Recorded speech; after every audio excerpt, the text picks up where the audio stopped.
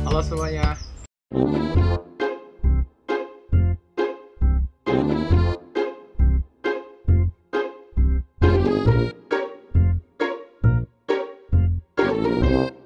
Saya Muhammad Amjad Abdillah dengan NIM 1121111213 akan membahas tentang hasil dari analisa berpikir kritis tentang kebijakan program pemerintah menaikkan PPN yang tadinya 11% menjadi 12% serta membagikan beras 10 kg gratis kepada masyarakat dan juga diskon listrik 50% kepada masyarakat.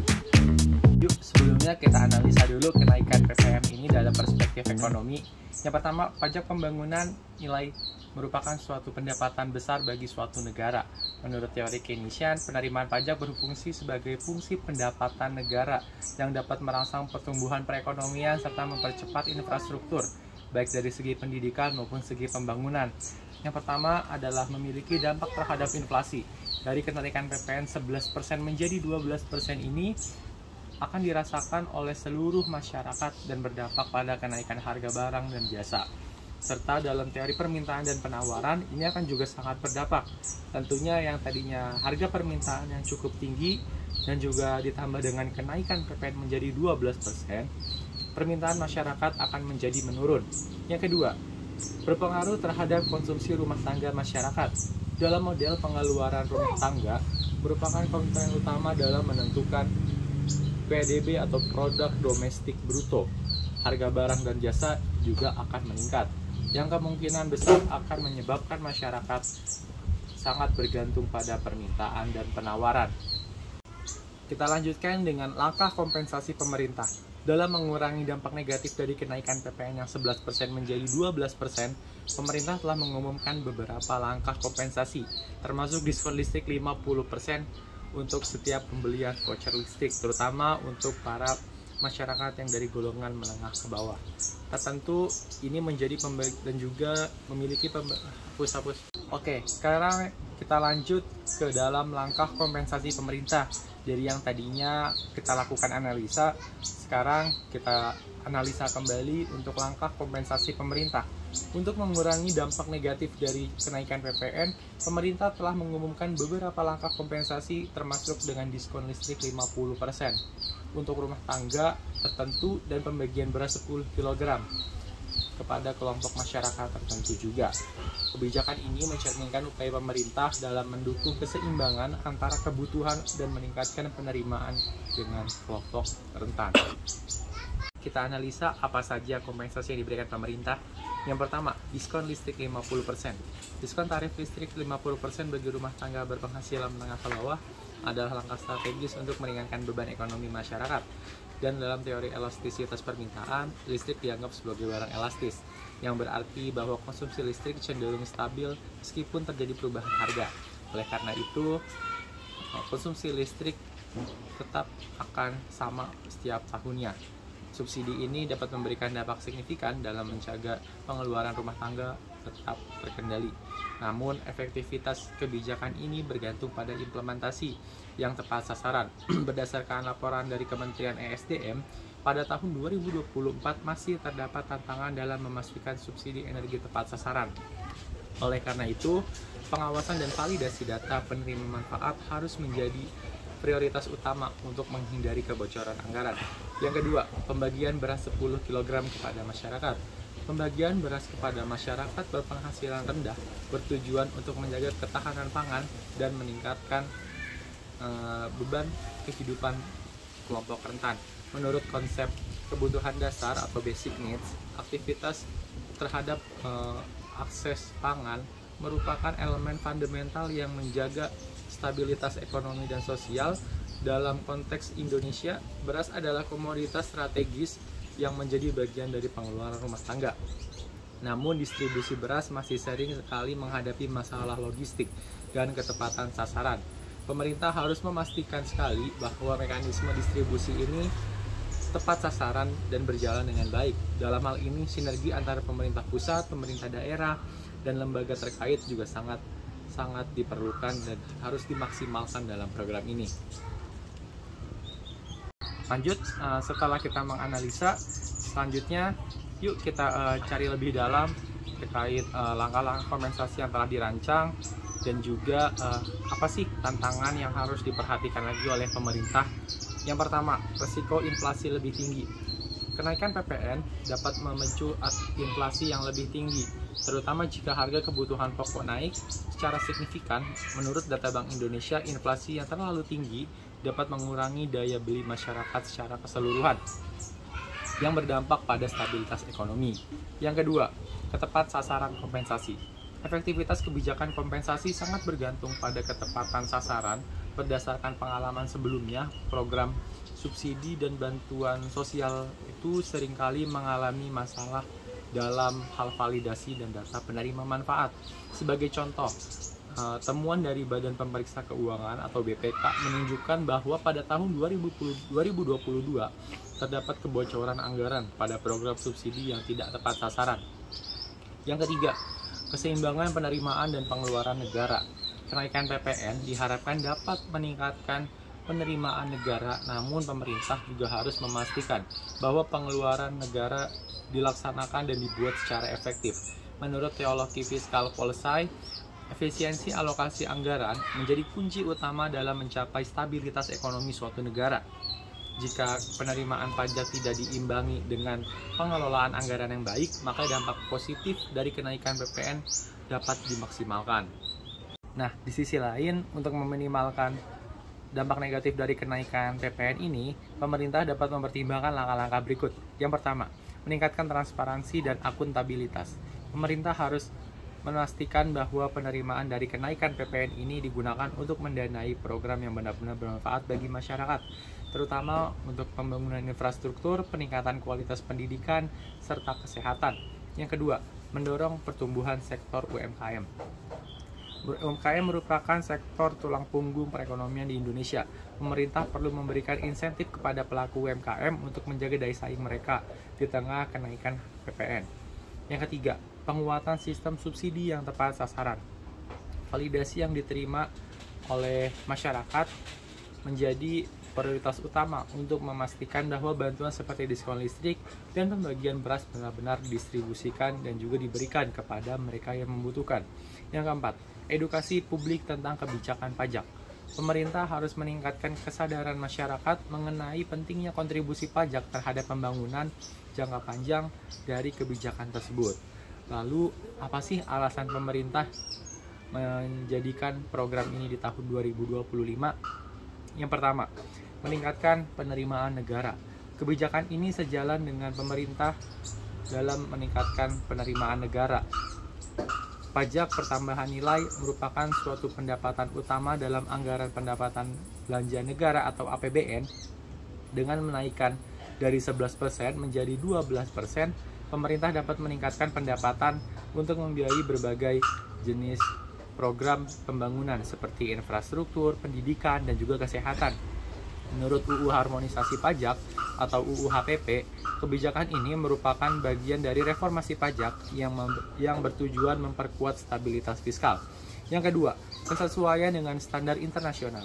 Diskon dengan PPN sebesar 12% di Indonesia mendekati rata-rata PPN global yaitu 15% dan tetap kompetitif di kawasan Asia Tenggara.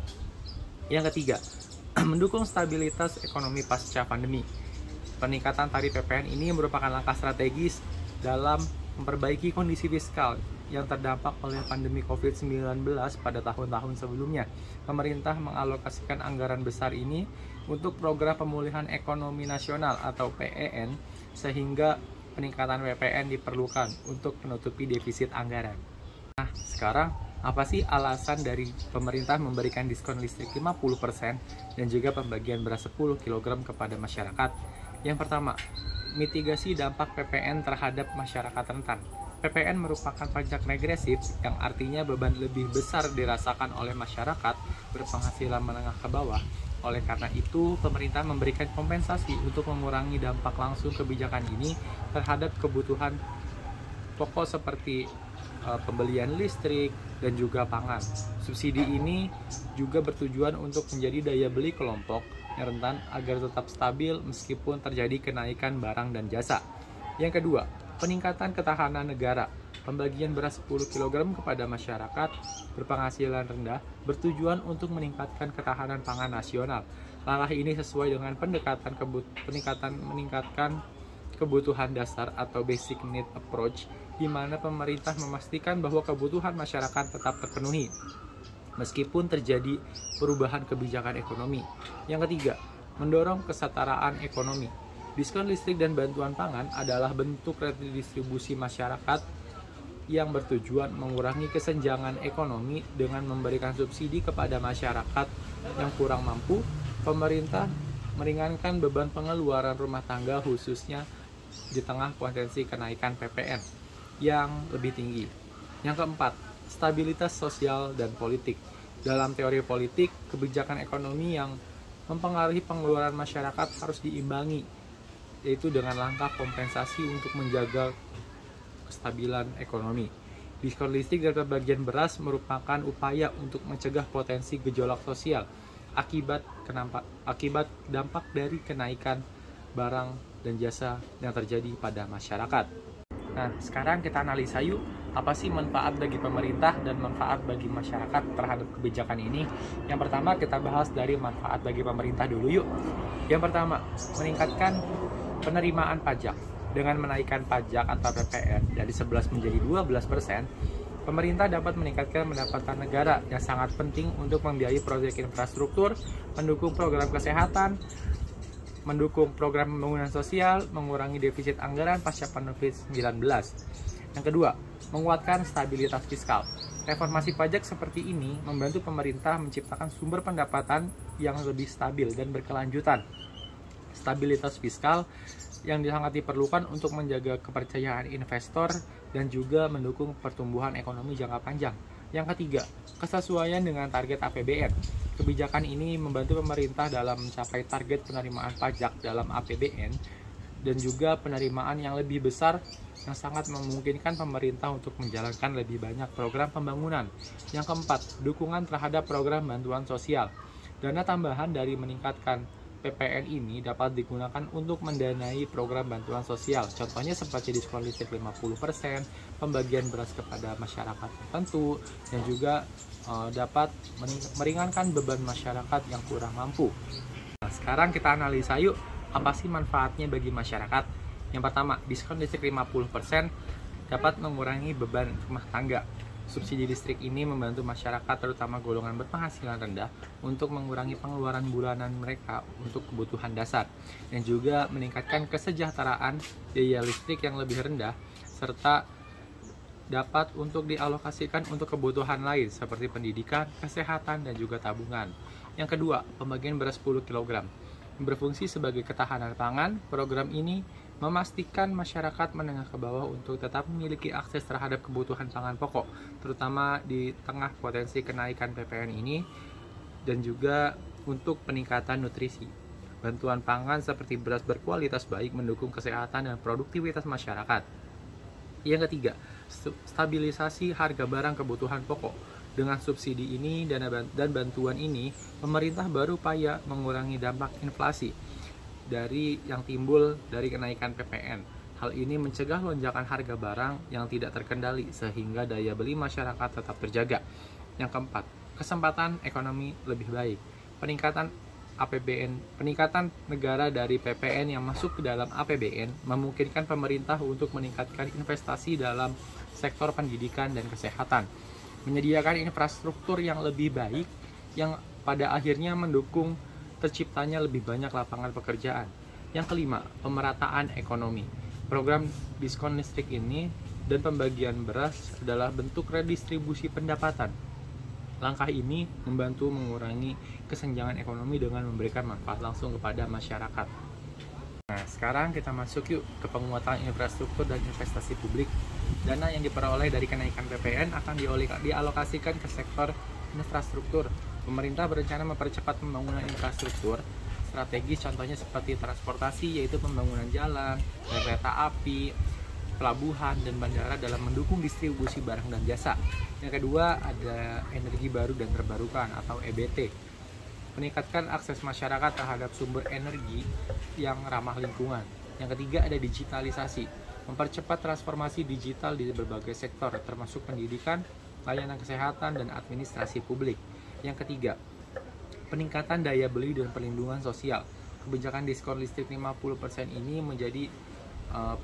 mencerminkan pendekatan pemerintah dalam menjaga daya beli masyarakat rentan. Contohnya seperti dengan memberikan bantuan langsung, masyarakat berpenghasilan rendah tetap mampu memenuhi kebutuhan pokoknya meskipun tarif PPN meningkat. Yang kedua, meminimalkan pendapatan dan juga dampak dari inflasi. Subsidi listrik dan program bantuan sosial dirancang untuk mengurangi tekanan inflasi yang memungkinkan terjadi akibat kenaikan harga barang-barang kebutuhan pokok. Ini adalah bagian dari strategi jangka panjang pemerintah untuk mengurangi tingkat kemiskinan dan kesenjangan sosial melalui pendekatan redistribusi pendapatan. Yang keempat, ada peningkatan kemandirian pangan. Pembagian beras 10 kg ini menjadi bagian dari rencana pemerintah untuk memperkuat ketahanan pangan nasional. Nah, sekarang kita lanjut yuk ke dalam apa sih dukungan terhadap transisi energi yang diberikan masyarakat kepada pemerintah. Yaitu diskon listrik 50% memiliki dampak besar terhadap transisi energi nasional, khususnya meningkatkan akses listrik di wilayah tertinggal. Subsidi listrik mendorong konsumsi listrik yang lebih merata dan juga termasuk di wilayah yang sebelumnya minim akses energi. Yang kedua, mendukung program energi terbarukan. Penerapan subsidi diharapkan meningkatkan konsumsi energi bersih di sektor rumah tangga, mendukung target pemerintah untuk mencapai netralitas karbon pada 2060. Yang keenam, meningkatkan kepercayaan investor. Kebijakan ini menunjukkan bahwa pemerintah memiliki komitmen untuk menciptakan sistem fiskal yang stabil dan inklusif. Manfaat bagi investor meliputi iklim usaha yang kondusif, peningkatan belanja infrastruktur akan membuka peluang investasi baru di sektor konstruksi, manufaktur, dan juga jasa. Kepercayaan pada tata kelola keuangan negara meliputi kebijakan pajak yang jelas, transparan, meningkatkan kepercayaan investor terhadap kemampuan pemerintah mengelola ekonomi, dan juga dalam menjaga kestabilitasan fiskal. Yang ketujuh, ada pengembangan SDM untuk pertumbuhan ekonomi inklusif.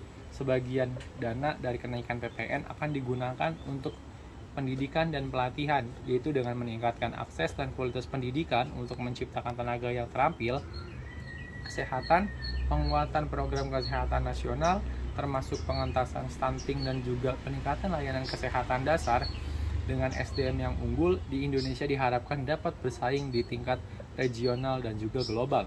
Nah, sekarang yang ke-8, mendorong reformasi pajak yang lebih luas. Peningkatan tarif PPN ini merupakan langkah awal dari reformasi pajak yang lebih komprehensif. Rencana ke depan yang mencakup pengurangan pajak langsung, yaitu dengan untuk mendukung sektor usaha dan meningkatkan investasi, pemerintah dapat mengurangi pajak penghasilan secara bertahap. Perluasan basis pajak, yaitu dengan melalui digitalisasi sistem pajak, pemerintah berupaya menjaring lebih banyak wajib pajak, termasuk dari sektor informal dan ekonomi digital. Yang kesembilan, meningkatkan keberlanjutan ekonomi. Strategi ini dirancang untuk mendukung program ekonomi yang berkelanjutan dengan fokus pada pengurangan emisi karbon, yaitu dengan dukungan terhadap energi bersih dan pembangunan infrastruktur lain. Keseimbangan ekonomi sosial, menjaga keseimbangan antara pertumbuhan ekonomi dan kesejahteraan masyarakat melalui redistribusi pendapatan yang adil. Nah, sekarang apa sih alasan dari pemerintah memberikan diskon listrik 50% dan juga pembagian beras 10 kg kepada masyarakat? Yang pertama, mitigasi dampak PPN terhadap masyarakat rentan. PPN merupakan pajak regresif yang artinya beban lebih besar dirasakan oleh masyarakat berpenghasilan menengah ke bawah. Oleh karena itu, pemerintah memberikan kompensasi untuk mengurangi dampak langsung kebijakan ini terhadap kebutuhan pokok seperti pembelian listrik dan juga pangan. Subsidi ini juga bertujuan untuk menjadi daya beli kelompok yang rentan agar tetap stabil meskipun terjadi kenaikan barang dan jasa. Yang kedua, peningkatan ketahanan negara. Pembagian beras 10 kg kepada masyarakat berpenghasilan rendah bertujuan untuk meningkatkan ketahanan pangan nasional. Langkah ini sesuai dengan meningkatkan kebutuhan dasar atau basic need approach, di mana pemerintah memastikan bahwa kebutuhan masyarakat tetap terpenuhi meskipun terjadi perubahan kebijakan ekonomi. Yang ketiga, mendorong kesetaraan ekonomi. Diskon listrik dan bantuan pangan adalah bentuk redistribusi masyarakat yang bertujuan mengurangi kesenjangan ekonomi dengan memberikan subsidi kepada masyarakat yang kurang mampu. Pemerintah meringankan beban pengeluaran rumah tangga khususnya di tengah potensi kenaikan PPN yang lebih tinggi. Yang keempat, stabilitas sosial dan politik. Dalam teori politik, kebijakan ekonomi yang mempengaruhi pengeluaran masyarakat harus diimbangi, yaitu dengan langkah kompensasi untuk menjaga kestabilan ekonomi. Diskon listrik dan pembagian beras merupakan upaya untuk mencegah potensi gejolak sosial akibat dampak dari kenaikan barang dan jasa yang terjadi pada masyarakat. Kita analisa apa saja kompensasi yang diberikan pemerintah. Yang pertama, diskon listrik 50%. Diskon tarif listrik 50% bagi rumah tangga berpenghasilan menengah ke bawah adalah langkah strategis untuk meringankan beban ekonomi masyarakat. Dan dalam teori elastisitas permintaan, listrik dianggap sebagai barang elastis, yang berarti bahwa konsumsi listrik cenderung stabil meskipun terjadi perubahan harga. Oleh karena itu, konsumsi listrik tetap akan sama setiap tahunnya. Subsidi ini dapat memberikan dampak signifikan dalam mencegah pengeluaran rumah tangga tetap terkendali. Namun, efektivitas kebijakan ini bergantung pada implementasi yang tepat sasaran. Berdasarkan laporan dari Kementerian ESDM, pada tahun 2024 masih terdapat tantangan dalam memastikan subsidi energi tepat sasaran. Oleh karena itu, pengawasan dan validasi data penerima manfaat harus menjadi prioritas utama untuk menghindari kebocoran anggaran. Yang kedua, pembagian beras 10 kg kepada masyarakat. Pembagian beras kepada masyarakat berpenghasilan rendah bertujuan untuk menjaga ketahanan pangan dan meningkatkan beban kehidupan kelompok rentan. Menurut konsep kebutuhan dasar atau basic needs, aktivitas terhadap akses pangan merupakan elemen fundamental yang menjaga stabilitas ekonomi dan sosial. Dalam konteks Indonesia, beras adalah komoditas strategis yang menjadi bagian dari pengeluaran rumah tangga. Namun, distribusi beras masih sering sekali menghadapi masalah logistik dan ketepatan sasaran. Pemerintah harus memastikan sekali bahwa mekanisme distribusi ini tepat sasaran dan berjalan dengan baik. Dalam hal ini, sinergi antara pemerintah pusat, pemerintah daerah, dan lembaga terkait juga sangat diperlukan dan harus dimaksimalkan dalam program ini. Oke, sekarang kita lanjut ke dalam langkah kompensasi pemerintah. Jadi yang tadinya kita lakukan analisa, sekarang kita analisa kembali untuk langkah kompensasi pemerintah. Untuk mengurangi dampak negatif dari kenaikan PPN, pemerintah telah mengumumkan beberapa langkah kompensasi termasuk dengan diskon listrik 50% untuk rumah tangga tertentu dan pembagian beras 10 kg kepada kelompok masyarakat tertentu juga.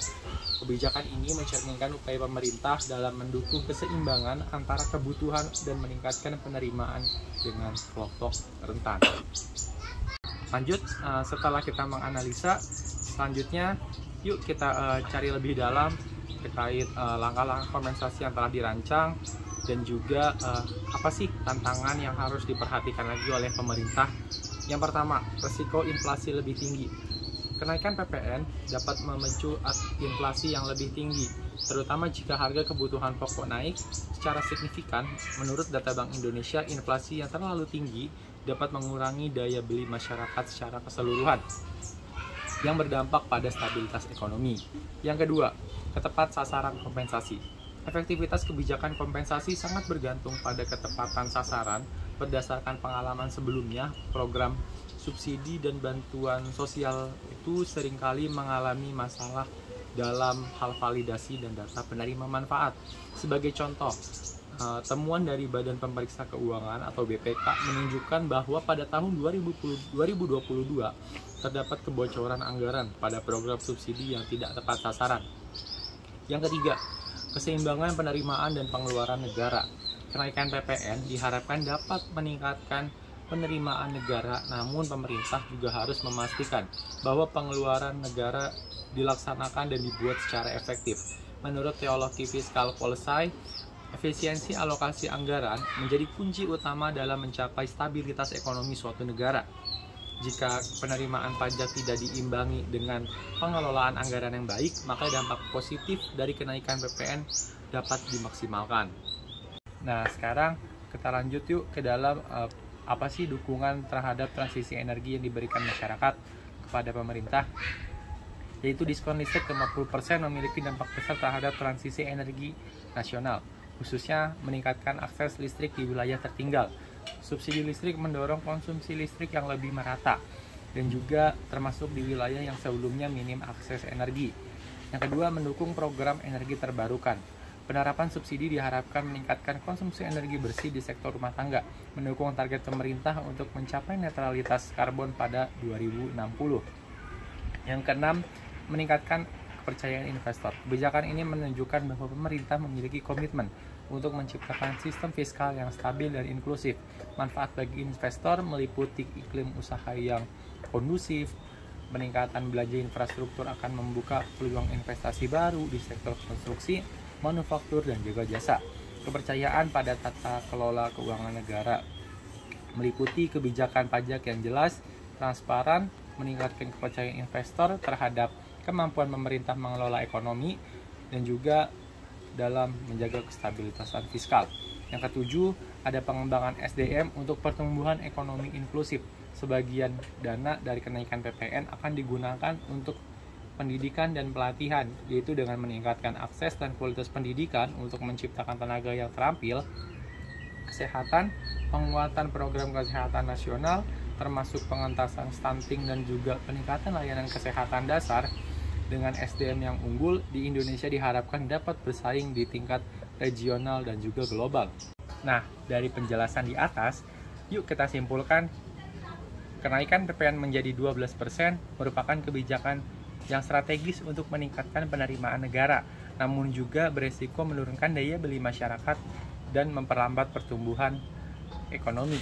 Langkah-langkah kompensasi seperti diskon listrik dan pembagian beras adalah upaya positif untuk meningkatkan dan juga meringankan beban masyarakat. Tetapi efektivitasnya bergantung pada implementasi yang tepat sasaran.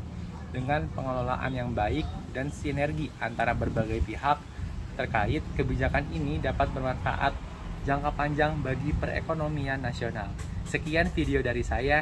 Terima kasih. Wassalamualaikum warahmatullahi wabarakatuh. Nah, di sisi lain, untuk meminimalkan dampak negatif dari kenaikan PPN ini, pemerintah dapat mempertimbangkan langkah-langkah berikut. Yang pertama, meningkatkan transparansi dan akuntabilitas. Pemerintah harus memastikan bahwa penerimaan dari kenaikan PPN ini digunakan untuk mendanai program yang benar-benar bermanfaat bagi masyarakat, terutama untuk pembangunan infrastruktur, peningkatan kualitas pendidikan, serta kesehatan.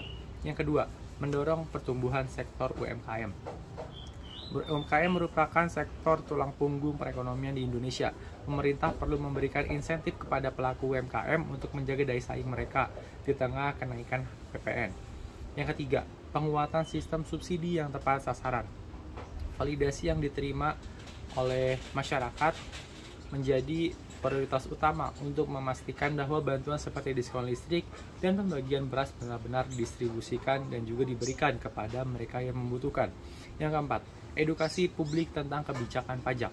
Pemerintah harus meningkatkan kesadaran masyarakat mengenai pentingnya kontribusi pajak terhadap pembangunan jangka panjang dari kebijakan tersebut. Lalu, apa sih alasan pemerintah menjadikan program ini di tahun 2025? Yang pertama, meningkatkan penerimaan negara. Kebijakan ini sejalan dengan pemerintah dalam meningkatkan penerimaan negara.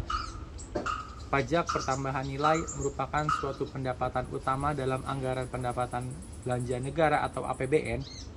Dengan menaikkan dari 11% menjadi 12%, pemerintah dapat meningkatkan pendapatan untuk membiayai berbagai jenis program pembangunan seperti infrastruktur, pendidikan, dan juga kesehatan. Menurut UU Harmonisasi Pajak atau UU HPP, kebijakan ini merupakan bagian dari reformasi pajak yang bertujuan memperkuat stabilitas fiskal. Yang kedua, kesesuaian dengan standar internasional. Diskon dengan PPN sebesar 12% di Indonesia mendekati rata-rata PPN global yaitu 15% dan tetap kompetitif di kawasan Asia Tenggara. Yang ketiga, mendukung stabilitas ekonomi pasca pandemi.